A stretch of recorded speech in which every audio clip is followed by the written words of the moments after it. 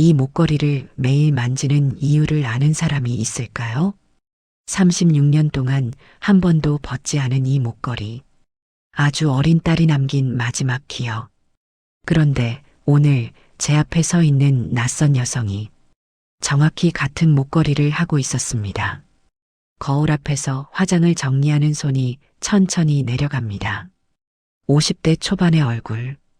그 얼굴은 잔주름이 많지만 어딘가 따뜻한 무언가를 간직하고 있습니다. 사연 시작하기 전 구독과 좋아요 부탁드립니다. 그럼 오늘의 사연 시작하겠습니다. 제 이름은 이미영입니다. 서울에서 홀로 사는 50대 여성이죠. 직업은 큐레이터, 미술관에서 전시회를 기획하고 관리하는 일을 하고 있습니다. 외부적으로는 충분히 성공한 사람이라고 봐야 할 것 같습니다. 좋은 대학을 나왔고 자신의 일에 자부심을 느끼고 후배들의 존경을 받습니다. 하지만 저는 알고 있습니다. 이 모든 성공 뒤에 얼마나 깊은 절망이 숨어 있는지 말이죠. 저는 결혼을 한 적이 없습니다. 아니, 정확히 말하면 할 수 없었던 겁니다. 이 목걸이를 만지면 그 시절이 떠올라요. 24살 그 여름이 돌아옵니다. 대학교 3학년이었던 저는 정말로 행복했습니다. 첫사랑을 만났거든요. 그의 이름은 정준호였습니다. 같은 미술대학 선배였던 그는 제게 세상의 전부였습니다. 함께 전시회도 보고 카페에서 예술에 대해 이야기도 나누고 밤하늘을 보며 미래를 꿈꾸기도 했죠. 우리는 정말로 행복했습니다. 아무도 방해할 수 없을 정도로 말이에요. 그런데 인생은 생각대로 흘러가지 않는다는 걸 저는 알게 되었습니다. 그해 겨울, 제 몸이 이상한 신호를 보내기 시작했어요.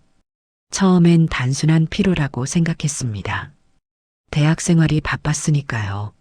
하지만 시간이 지나도 증상은 나아지지 않았고 결국 병원을 찾게 되었습니다. 산부인과 의사의 입에서 나온 단어들은 제 인생을 완전히 바꿔놓았습니다. 임신 중독증, 응급수술이 필요합니다. 아이의 생명이 위험합니다. 그 말들이 계속 맴돕니다. 당시에는 부모님에게 말할 수 없었어요. 우리 집안은 전통적이었으니까요. 혼전 임신이라는 게 얼마나 큰 수치였는지, 우리 가족이 얼마나 큰 충격을 받았을지 생각만 해도 제 가슴이 철렁 내려앉습니다. 저는 혼자였습니다. 준호는 당시 미국 유학을 준비 중이었고 우리는 결국 헤어졌습니다. 서로를 사랑했지만 그 사랑만으로는 감당할 수 없는 현실 앞에서 무릎을 꿇고 말았어요. 응급실로 끌려간 저는 죽음 직전의 경험을 하게 되었습니다. 의사 선생님은 아기를 살릴 수 없다고 말씀하셨어요. 산모인 저의 생명을 구하기 위해서는 아이를 포기해야 한다고요. 그렇게 제 첫째 딸은 세상에 나오지 못했습니다. 아니, 정확히 말하면 세상에 나왔지만 숨을 쉬지 못했습니다. 36년이 지난 지금도 저는 그날을 기억합니다. 신생아실에서 본 그 작고 파란 얼굴. 엄마가 되지 못한 채로 끝나버린 제 모성애. 의사 선생님은 그 아이가 딸이라고 말씀해 주셨어요. 여자아이입니다.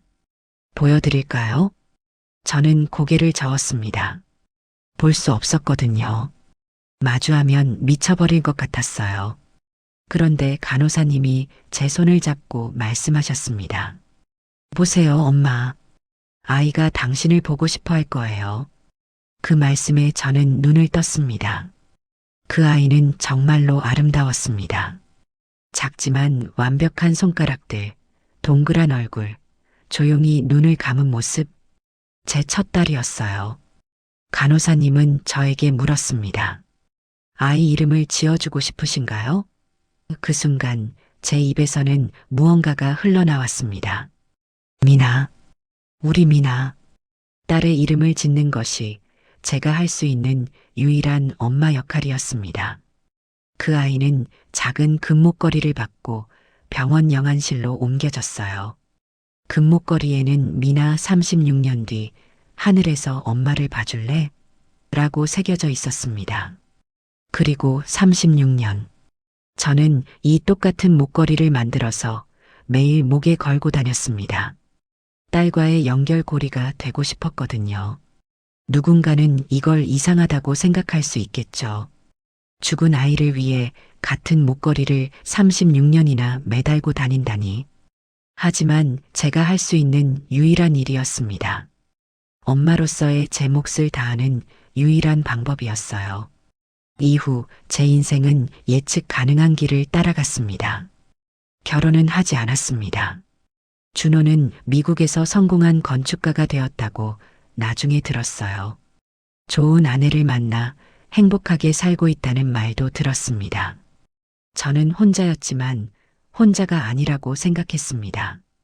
제 딸 미나가 내 곁에 있으니까요. 그렇게 평범한 일상이 계속되었습니다. 직장, 집, 그리고 매일 밤 제 딸을 그리며 보내는 시간들이요. 하지만 이 평온함은 오래가지 않았습니다. 그날은 특별한 날이 아니었습니다. 그저 쇼핑을 위해 백화점에 들렀던 평범한 토요일 오후였어요. 미술관 전시회를 위한 액세서리를 찾고 있었습니다. 다음 달에 여성 미술가들의 작품을 소개하는 전시회가 있었거든요. 제 일의 대부분은 이런 식이었습니다. 세부 사항에 신경 쓰고 모든 것이 완벽하기를 바라고 작은 것 하나도 놓치지 않으려고 애쓰는 것이죠. 목걸이 카운터에 멈춰섭니다. 디자인은 현대적이지만 어딘가 오래된 감성을 담은 금 목걸이들이 진열되어 있었어요. 저는 한참을 그것들을 바라봤습니다. 제 목에 걸린 이 작은 장미 모양의 펜던트와 닮은 것들 말이죠. 그때였습니다. 이 장미 펜던트 정말 예쁘네요. 목소리였습니다. 제 옆에 선 여성이 말을 걸어왔어요. 젊은 여성이었습니다. 30대 초반 정도 되어 보였어요. 현대적인 감각의 카키색 코트를 입고 있었고 검은 머리는 길게 흘러내려 있었습니다. 저는 고개를 돌렸습니다. 그리고 그 순간 제 눈이 그 여성의 목에 멈추었어요. 같은 목걸이였습니다. 정확히 같은 작은 금 장미 모양의 펜던트. 제가 36년을 매달고 있는 바로 그것이었어요. 제 가슴이 철렁 내려앉았습니다. 손이 떨렸어요. 혼자만의 생각이라고 여기던 그것이 세상에서 가장 독특하다고 생각해오던 그것이 이 낯선 여성도 갖고 있다니요. 미안한데. 제가 말을 더듬었습니다. 저 목걸이 어디서 구하신 거예요? 그 여성은 제 질문에 웃음을 지었습니다. 따뜻한 웃음이었어요. 하지만 그 웃음이 저를 더욱 불안하게 만들었습니다. 이건 사실 사물건이 아니라 그녀의 손이 목걸이에 닿았습니다. 할머니가 주신 거예요. 할머니는 이걸 정말 소중하게 여기셨어요. 저한테 줄 때 이건 할머니가 평생 지키셨던 것이라고 말씀하셨거든요. 저는 아무 말도 할 수 없었습니다. 호흡이 가빠지고 있었어요. 저는 사실 이 목걸이의 의미를 오래 몰랐어요. 할머니도 얘기해 주지 않으셨거든요. 하지만 몇 년 전 할머니가 치매 초기 증상을 보이시면서 가끔 그 목걸이를 만지며 울으셨어요. 그녀의 목소리에 애달반 감정이 묻어났습니다. 할머니는 자꾸만 같은 말을 반복하셨어요. 미나야, 미안해. 엄마가 미안해. 넌 왜 하늘에만 있니? 그런 말들을 말이에요. 저는 처음엔 무슨 말씀인지 이해를 못했어요. 할머니가 누군가를 그리워하신다는 건 알았지만 그게 누구인지는 혹시 아세요?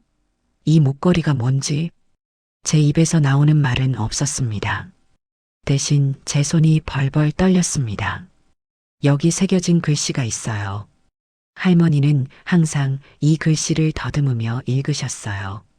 미나 36년 뒤 하늘에서 엄마를 봐줄래? 이렇게요.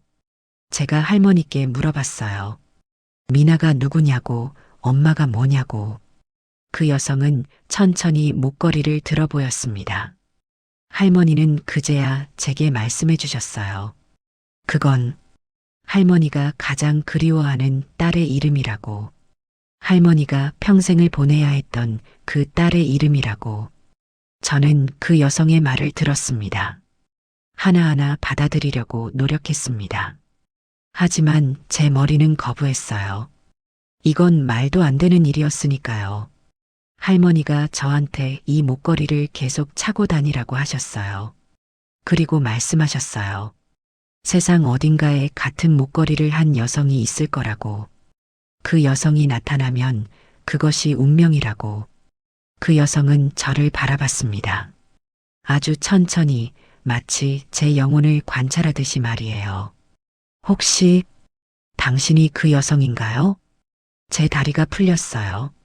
벤치에 앉아야 할 정도로 말이에요. 저는 그 여성에게 물었습니다. 당신의 할머니 이름이 뭐예요? 이명희입니다. 제 할머니 이름은 이명희예요. 세상이 멈췄습니다. 이명희.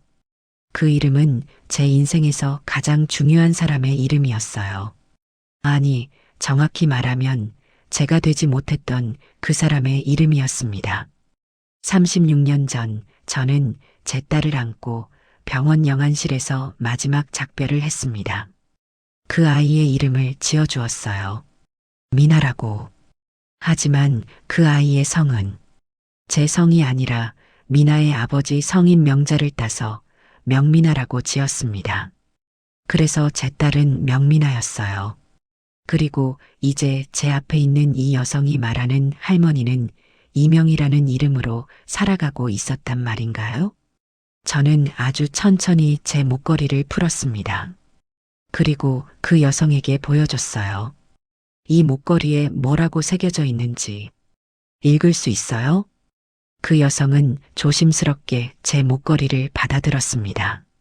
그녀의 손도 떨리고 있었어요. 미나 36년 뒤 하늘에서 엄마를 봐줄래? 와, 이건 완전히 같네요. 그 여성의 얼굴이 창백해졌습니다. 당신이 혹시 저는 이미영입니다. 그리고 나는 그 아이의 엄마예요. 명미나의 엄마. 그 여성은 천천히 제 손을 잡았습니다. 그리고 눈물을 흘리기 시작했어요. 할머니가 항상 말씀하셨어요. 제 어머니가 제 목걸이의 주인이라고. 제 어머니가 이 목걸이를 만들었다고. 제 어머니가. 그 여성이 말을 더듬었습니다. 제 어머니가 제 누나를 지으셨다고. 36년 전에 그 병원 영안실로 저는 다시 돌아갑니다. 그 작고 파란 얼굴. 미나. 제 첫 딸. 세상에 나왔지만 숨을 쉬지 못한 그 아이가. 간호사님은 저에게 물었습니다. 아이를 입양 보내실 의사는 없으신가요? 아니면 장기 기증을 하실 의사는? 저는 가망이 없다고 했습니다. 당시에는 의료기술이 지금 같지 않았거든요. 소아 장기 이식은 거의 불가능했어요. 하지만 혹시 누군가는 이 아이를 다르게 봤을까요? 당신의 어머니 이름은 뭐예요? 그 여성이 대답했습니다. 제 어머니 이름은 정선영이었어요. 아, 어머니는 정말 제 할머니를 위해 모든 것을 다 해주셨어요. 할머니가 어려울 때마다 할머니의 상처를 어루만져 주셨어요. 정말로 사랑으로 가득 찬 딸이셨어요. 정선영. 저는 그 이름을 몰랐습니다. 그런데 당신의 할머니가 지금 어디에? 저는 조심스럽게 물었습니다. 그 여성의 얼굴에 슬픔이 깊게 내려앉았어요. 아, 할머니는 작년에 돌아가셨어요. 치매 때문에 요양원에 계시다가요. 마지막에는 제 이름도 못 알아보. 하지만 제가 이 목걸이를 보여드렸을 때만 할머니는 온전해지셨어요. 할머니는 마지막 며칠 동안 계속 같은 말씀을 반복하셨어요. 미나가 돌아왔다. 우리 미나가 온다고. 의사 선생님은 그게 할머니의 망상이라고 말씀하셨지만 저는 알았어요. 할머니가 정말 그렇게 믿고 싶으셨던 거라고. 그 여성이 제 손을 더 세게 잡았습니다. 혹시 당신이 정말 그분의 딸이신가요? 우리 할머니의 미나? 저는 그 여성을 카페로 안내했습니다. 백화점의 소음에서 벗어나 차분한 곳에서 이야기를 나누고 싶었거든요. 커피를 주문하는 동안에도 저는 계속 그 여성을 바라봤습니다. 그녀의 얼굴에서 뭔가를 찾으려고 말이에요. 제 딸의 흔적을 말이에요. 저는 이름을 아직 못 물었네요. 제가 말했습니다. 아, 죄송합니다. 저는 명지은이에요. 명지은. 제 할머니가 명미나이셨으니까 저도 그 이름에서 한 글자를 따서 명지은. 저는 그 이름을 반복했습니다. 마치 제 딸의 이름을 부르는 것처럼요. 명지은은 자신의 이야기를 풀어내기 시작했습니다.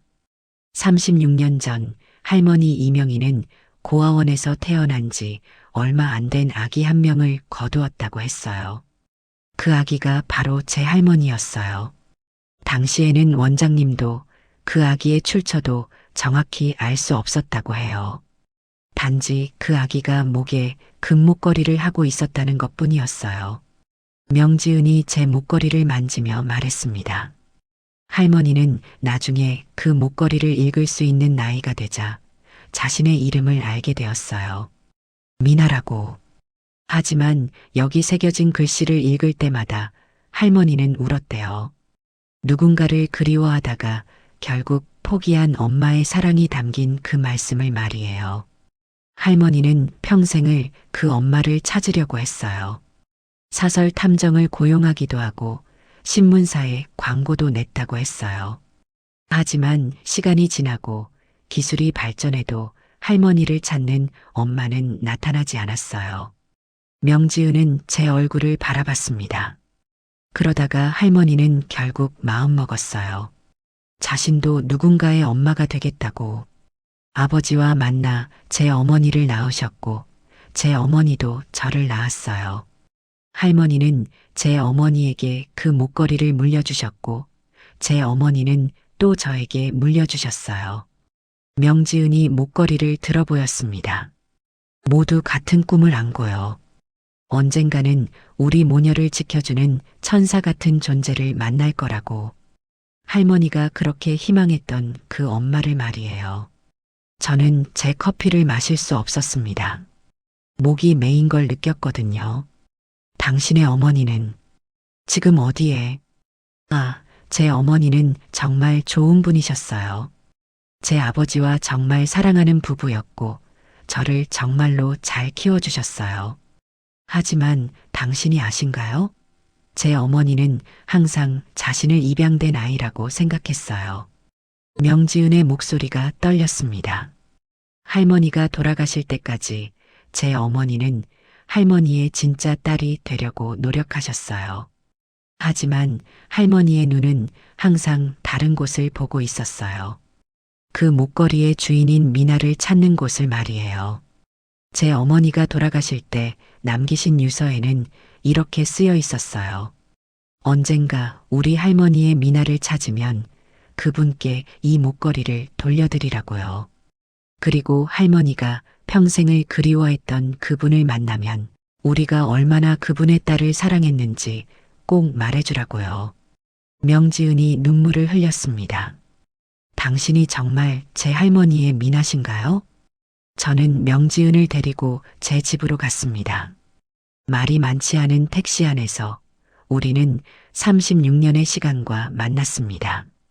저는 이 36년 동안 저는 조용히 말했습니다. 한 번도 내 딸을 잊으려고 한 적이 없어요. 명지은은 아무 말도 하지 않았습니다.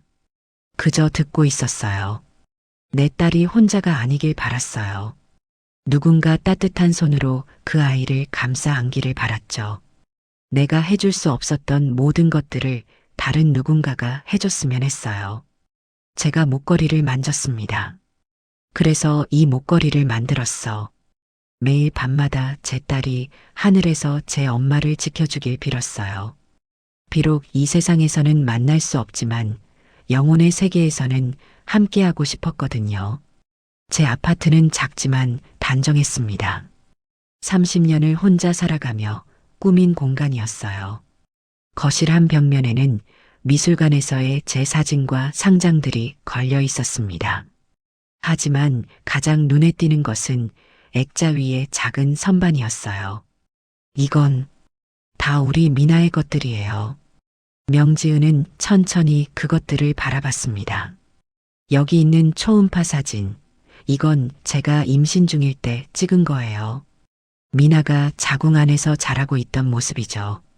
그리고 이 작은 옷들도 제가 미나를 위해 손으로 직접 만든 거예요. 미나가 세상에 나올 때 입으려고요. 그런데 미나는 그 옷들을 입을 수 없었어요. 저는 명지은에게 제 이야기를 다 들려줬습니다. 준호와의 사랑에서부터 갑작스러운 임신, 그리고 산부인과에서 들었던 끔찍한 진단까지요. 의사 선생님은 말씀하셨어요. 이대로는 모자 중 누군가는 죽을 것이라고. 산모인 나를 살리려면 아이를 포기해야 한다고요. 명지은이 제 손을 잡았습니다. 그래서 저는 선택했어요. 아이를 포기했어요. 나 자신을 살리기 위해서요. 엄마인데 엄마 역할을 하기 전에 이미 엄마를 포기했어. 얼마나 비겁한 선택이었을까요? 아니에요. 명지은이 강하게 말했습니다. 당신은 나약했던 게 아니라 선택을 하신 거예요. 그건 비겁함이 아니라 용기였어요. 그 밤 저는 제 침대에서 명지은의 목소리를 들었습니다. 그녀는 제 옆에 앉아 자신의 할머니 이야기를 해주었어요. 할머니는 정말 강한 여성이셨어요. 아무도 알아주지 않는 자신의 정체성 속에서도 할머니는 계속 앞으로 나아가셨어요. 그리고 할머니는 자신처럼 상처받을 아이를 보호하겠다는 결심을 하셨어요. 명지은이 저를 바라봤습니다.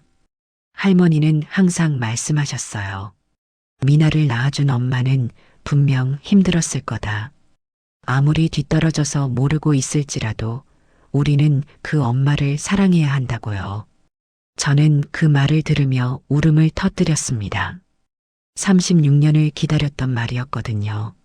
누군가 제 선택을 이해해주는 말, 제 사랑을 인정해주는 말이 말이에요. 당신은 절대로 혼자가 아니었어요. 명지은이 제 머리를 감싸 안으며 말했습니다. 우리 할머니가, 우리 어머니가, 그리고 저도 당신의 딸을 사랑했으니까요. 다음 날 명지은이 제게 무언가를 더 꺼내 보였습니다. 할머니가 남기신 일기가 있어요. 할머니는 30년을 일기를 써오셨대요. 명지은이 그 상자를 조심스럽게 열었습니다. 그 안에는 수십 권의 일기장이 있었어요. 모두 할머니 이명희가 남긴 글들이었습니다. 오늘도 목걸이를 만졌다. 이 목걸이의 주인인 엄마는 여전히 나를 찾지 못했을까? 아니면 이미 날 잊으셨을까? 36년이 지났지만 난 여전히 그 엄마의 이름을 모른다. 단지 이 목걸이와 내 이름 미나뿐이다. 미나. 이 이름만이 내 존재의 증거다. 명지은이 책을 내려놨습니다. 그녀의 눈에는 눈물이 맺혀 있었어요. 할머니는 평생을 이렇게 생각하셨어요. 혹시 그 엄마가 내 앞을 지나갈 때 나는 몰라볼까? 일기를 읽으면서 저는 비로소 제 딸이 어떻게 살아왔는지 조금이나마 알 수 있게 되었습니다. 나는 이제 20이 되었다.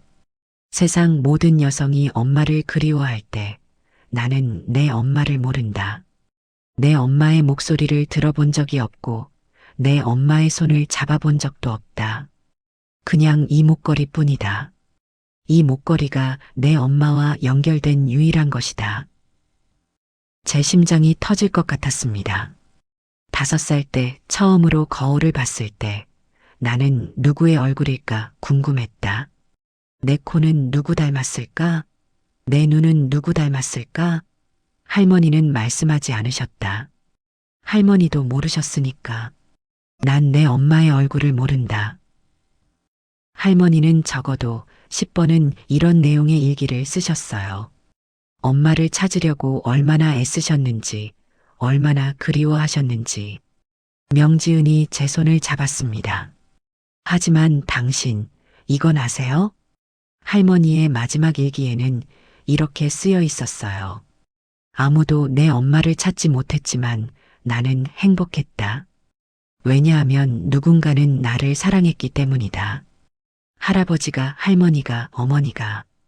그들의 사랑이 내 엄마의 부재함을 채워주었다. 그래서 나는 이제 미안하지 않다. 내 엄마가 나를 포기했던 그 순간도. 왜냐하면 나는 그 엄마보다 더 많이 사랑받았으니까. 그 말을 들으면서 저는 처음으로 제 죄책감을 내려놨습니다. 36년을 짊어지고 살았던 그 무거운 짐을 말이에요. 제 할머니는 당신을 용서했어요. 명지은이 제 얼굴을 바라봤습니다. 아니, 용서라는 표현이 맞지 않네요. 할머니는 당신을 이해했어요. 당신이 한 선택이 사랑에서 비롯된 것임을 말이에요. 명지은이 천천히 일어났습니다. 그리고 저도 당신을 이해하고 싶어요. 당신이 나를 보면서 어떤 마음이 드시는지 상상조차 어려울 정도지만 당신의 딸을 사랑해줬던 사람들이 있었다는 건 제가 증명할 수 있어요. 이건 제 할머니의 사진들이에요. 할머니의 첫 번째 생일 때 케이크를 들고 웃고 있는 모습, 학교에 첫 입학한 날, 졸업식, 대학 입학, 첫 직장. 할머니는 정말 행복했어요. 모든 사진에서 할머니는 웃고 있어요. 명지은이 제게 사진을 펼쳐 보였습니다. 할머니의 얼굴을 보세요.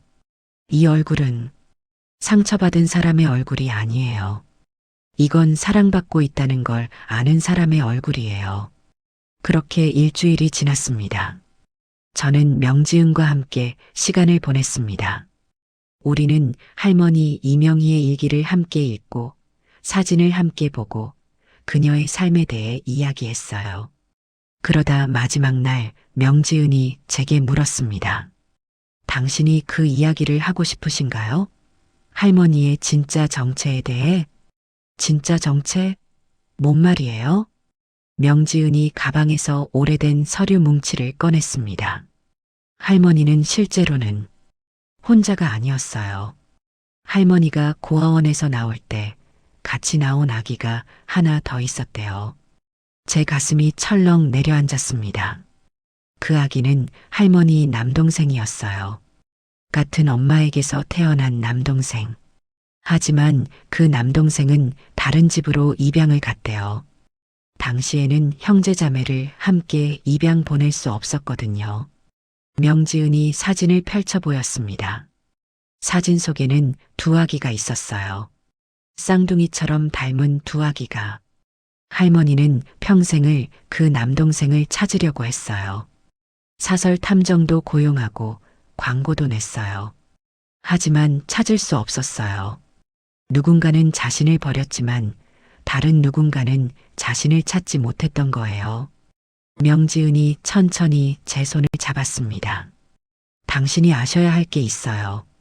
할머니는 지난 5년 동안 유전자 검사 회사에 자신의 DNA를 등록했어요.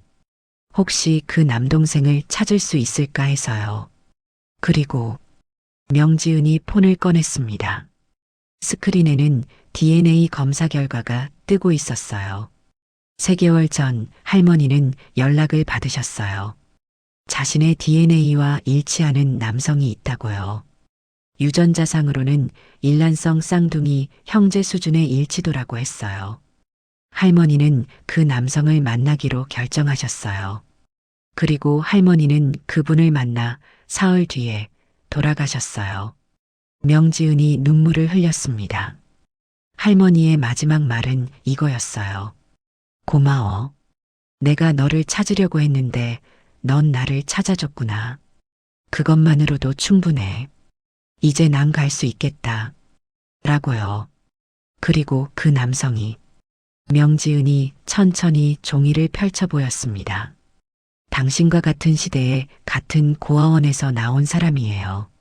제 눈이 커졌습니다. 혹시 당신이 아세요? 1987년 이전에 그 고아원에서 나온 아이들 중에 어떤 패턴이 있었는지 저는 천천히 고개를 저었습니다. 그 애에는 이상하게 쌍둥이들이 많이 나왔대요. 그리고 모두 형제자매를 헤어쳐서 다른 가정으로 보내졌어요. 일부러 한국 아이들을 나누어서 말이에요. 명지은이 제 얼굴을 바라봤습니다. 당신의 딸이 미나라는 이름으로 태어났다는 건 우연이 아니었어요. 당신이 그 일기장을 펼쳤을 때 읽었던 그 이름들도 우연이 아니었어요.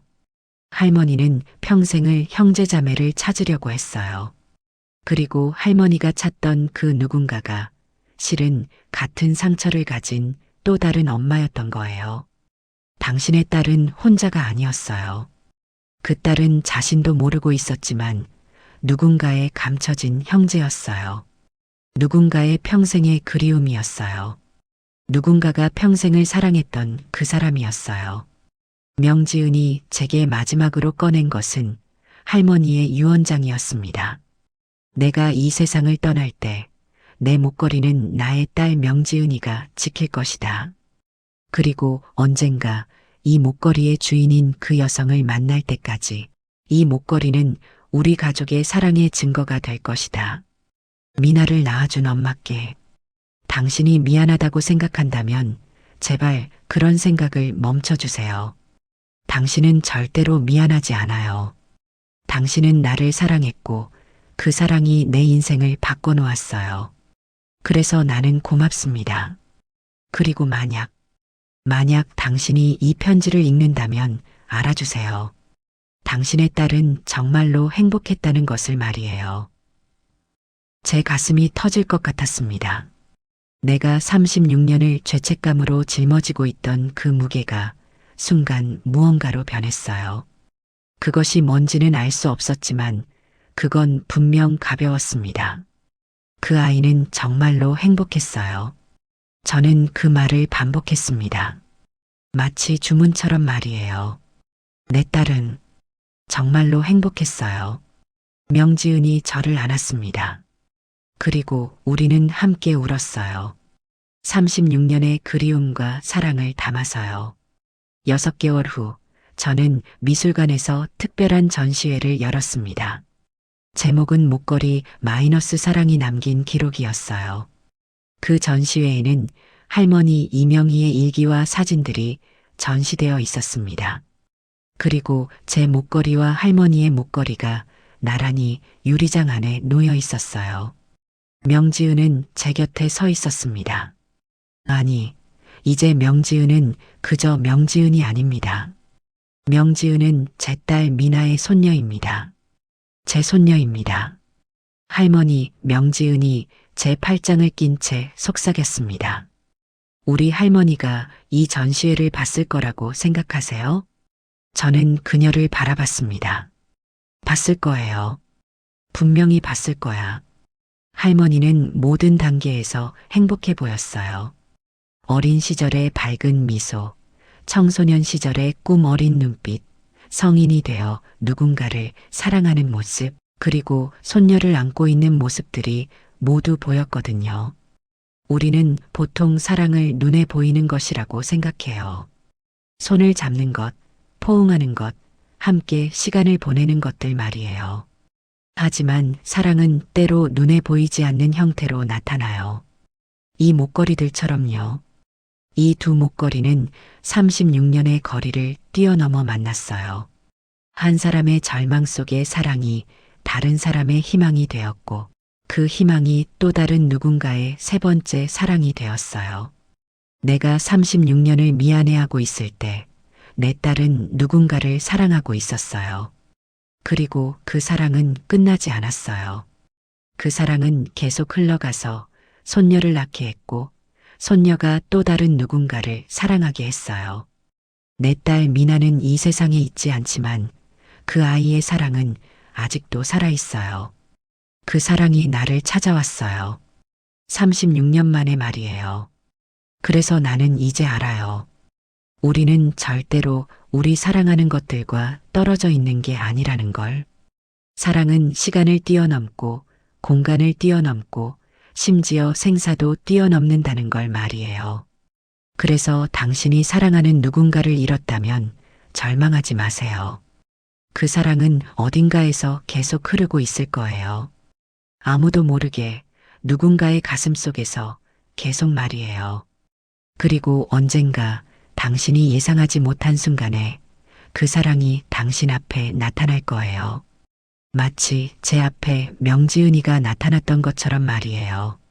사랑은 절대로 끝나지 않아요. 그건 단지 다른 형태로 계속될 뿐이에요.